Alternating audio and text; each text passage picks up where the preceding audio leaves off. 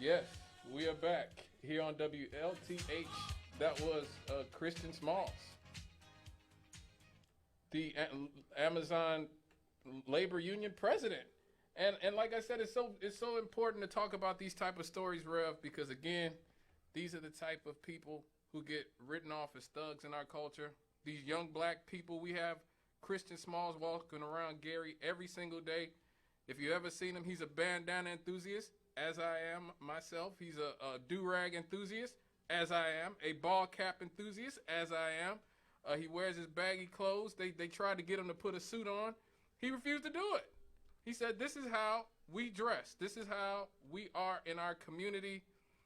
This is how the workers dress. This is how we are.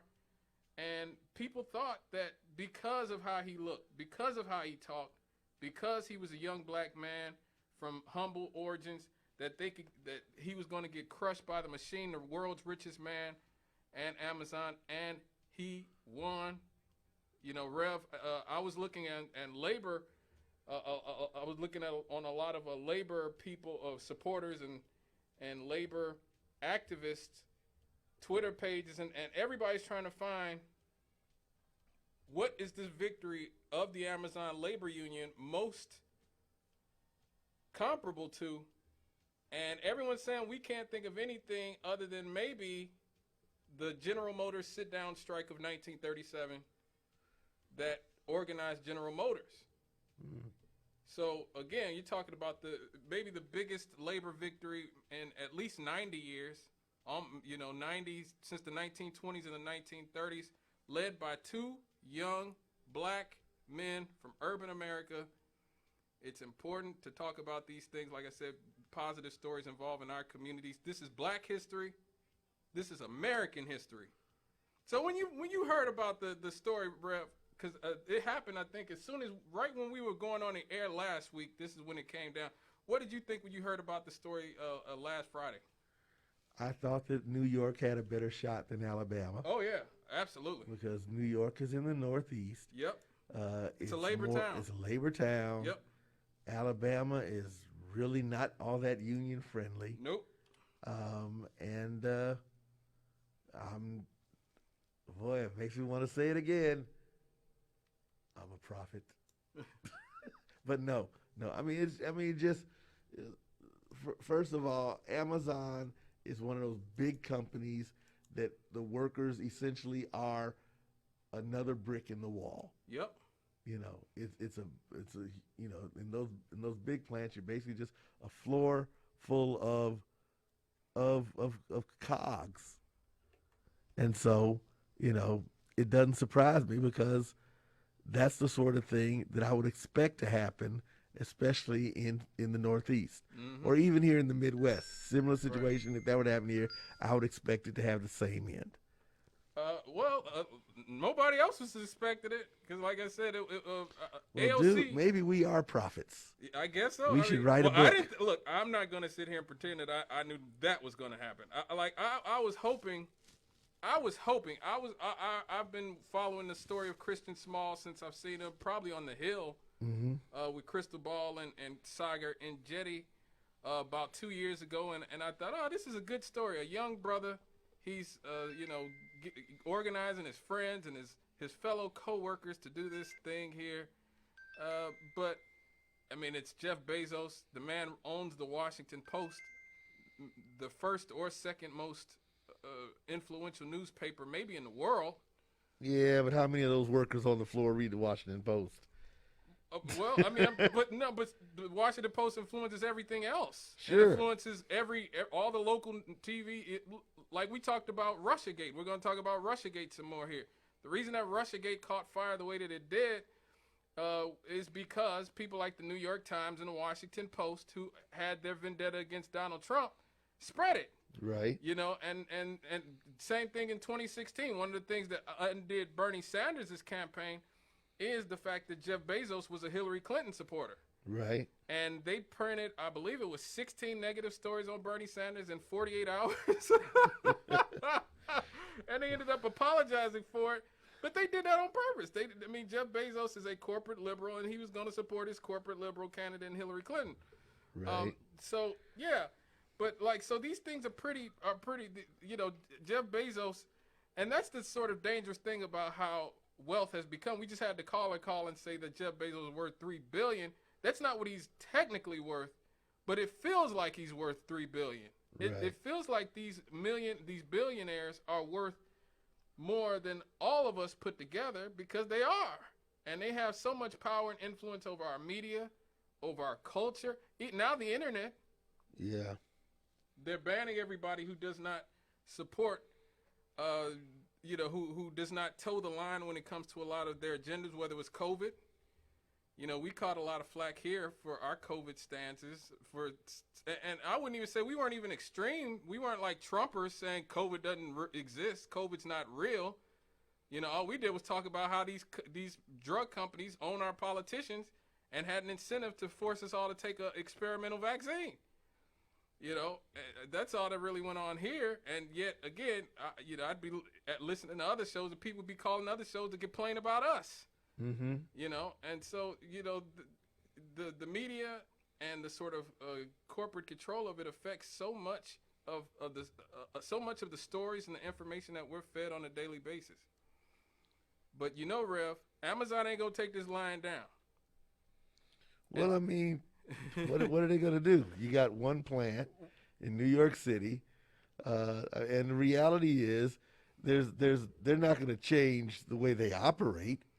Oh, they've started to change. They've already started changing some things, and this is pretty comical to me. How they've chosen to deal with it. Yeah. They've actually started blacklisting words from their worker app.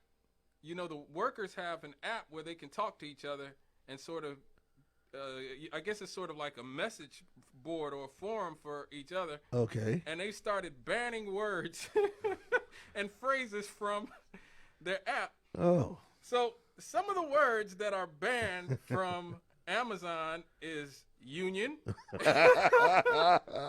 fired, terminated, compensation, pay raise. Oh, yeah, that's a big one. Bullying. Wow. Harassment. Oh, my. This is concerning. Okie dokie. Well, you can't say this is concerning. You can't say stupid or this is dumb. I presume you can't say inarticulate, right? Oh, I bet. I bet they want to leave that word out of there. You can't say prison. You can't say threat, petition, grievance, injustice. I told you they've gone to. Woo, okay. You can't say diversity. Can you say hello? I'm looking on the list. Hello doesn't seem to be on this. Hello, you are allowed to say hello and yes, goodbye. You are allowed to say hello, but you can't say ethics. Don't can't talk about ethics. don't want to talk about that. Or fairness, or accessibility. Woo. Definitely can't say living wage. Oh, no, you don't want to say that word. That's a bad word. You can't say representation. Rate, unity, plantation, slave or slave labor, master. You can't say freedom. How's it? You can't say freedom. You can't say committee or coalition as well. Good, so. No, I guess not. Now he's but he's a Democrat though, right? Who? Bezos. Oh yeah, Bezos is a liberal. Yeah, he's a liberal Democrat. He's a Clintonite. So all those words that they can't say. If I didn't know better, I would think that Michael Keaton was running the company. Oh yeah, Alex. Alex Keaton was running the company. Alex P. Keaton, yeah. Well, I mean, again, this has always been my issue with the corporate liberals is that they do all this. They talk about Black Lives Matter, and they talk about feelings and representation, and we got to make things equal and fair, and all these things because we have to. And behind closed doors, like Malcolm X said, again, Malcolm X, you can't go wrong with Malcolm X. They are the fox. He always said the right is the wolf, the Republicans are the wolf, because to be on guard for the wolf. The wolf is in your face, okay? The wolf looks scary. He is scary, and he looks scary. The fox is the one that makes you let your guard down, and you turn your back on the fox, and the fox next thing you know, it's gnawing on your foot. Hmm. So, and so Jeff Bezos is exactly that. This is a guy who, when Black Lives Matter happened, when George Floyd happened, couldn't wait to plaster Black Lives Matter all over Amazon's boards and website and everything, while at the same time, he's out there slandering this young black man and all these mostly young black and Hispanic organizers and laborers, talking about their inarticulate and not smart, not very bright. And so it's that same type of snake-like behavior that has always, that has really turned me off of them and the Democratic Party in general. The snakes, the frauds. Hmm. Oh my God, it's already 6:45. But before we go to Happy Happies, did we miss the first break? we're going to take both breaks together. Okay. We're going to take both breaks together. Before we go to do the Happy Happies, I definitely want to talk about what's next.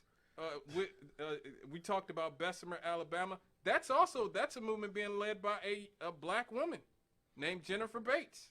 A sister is leading the organizing at Bessemer, Alabama. She has a much harder road to hoe, I think, than my man Chris Smalls even. She's actually a mother and a grandmother who's out there organizing all these people. So if you can give her a shout out or do whatever to help them out in Bessemer, Alabama. And I talked about this earlier. A young girl, 19 years old, Rev, 19 years old, named Layla Dalton, was a Starbucks supervisor who was just fired a few days ago. They tried to take her they said they tried to take her dignity and even took her apron because she's been trying to organize the workers at Starbucks.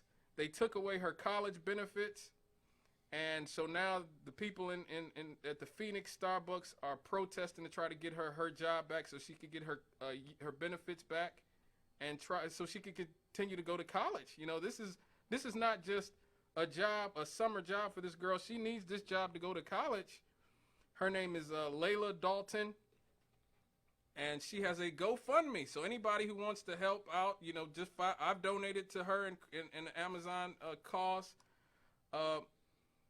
You can help. You could go to GoFundMe, help reinstate Layla Dalton to Starbucks, because again, this is a fight that goes from city to city, state to state. And, we live in a right to work state in Indiana, but hopefully if labor becomes a movement across the country, we can start to benefit from it here. And AmazonLaborUnion.org if you want to help Christian Smalls and Jennifer Bates and these people across the country try to fight to organize these warehouses across the country. They actually did it, Rev, with $120,000. They had $120,000, and that was how they actually. That's how much they spent. That's a fragment of what usually takes to do something, especially against a company that's spending tens of millions to crush you. Yeah. So yes, they were doing that. So anybody wants to donate, GoFundMe, help reinstate Layla Dalton. Oh, you know who her father is, Raf? Mm-mm. Do you remember Jelly Roll Dalton from who played for the Baltimore Ravens back in the day? That's her dad? Yeah, that's her dad. All right. Yes, he won a Super Bowl with Ray Lewis in back in the day. Yeah. Yeah, I know. That's what I'm saying. I was surprised to see that. But good for him, and good for him for raising a daughter who with some sort of labor consciousness. Mm-hmm. And good for her for being so young. And it's important to say again, these are the young people you guys talk about ain't worth a damn. Remember that. These are the young people that you guys, when you see them walking past you, you see Christian Smalls walking past you, you cross the street. You know, you see Layla Dalton or something, you assume she's, you know, just a young chicken head or something. Okay? You see these people. These are young people. These are people who have a good head on their shoulders. They are the leaders for the new generation, and I'm very proud of them, even from here in Gary, Indiana. You got anything you want to say before I get to the Happy Happies, Ref? No, I'm just hey, I'm impressed because now I would say this. I would say hers might be a little more difficult because Starbucks doesn't have like a large employee base to work with at each individual store. So I assume she's trying to organize that whole group where she's at. It's not one plant. Right. So she got to be really putting some feet to the floor. But I think this is a skill that will be useful for her to have. She's 19. By the time she's in her 20s, when she's in her 30s, at her second, third, fourth jobs, it's good to have this type of experience, being able to stand up for herself and getting used to being a leader in whatever she chooses to do with her life, especially once she gets her college education. So much respect to Christian Smalls, Jennifer Bates, Layla Dalton, and all the workers out there. Yes, God bless the working class.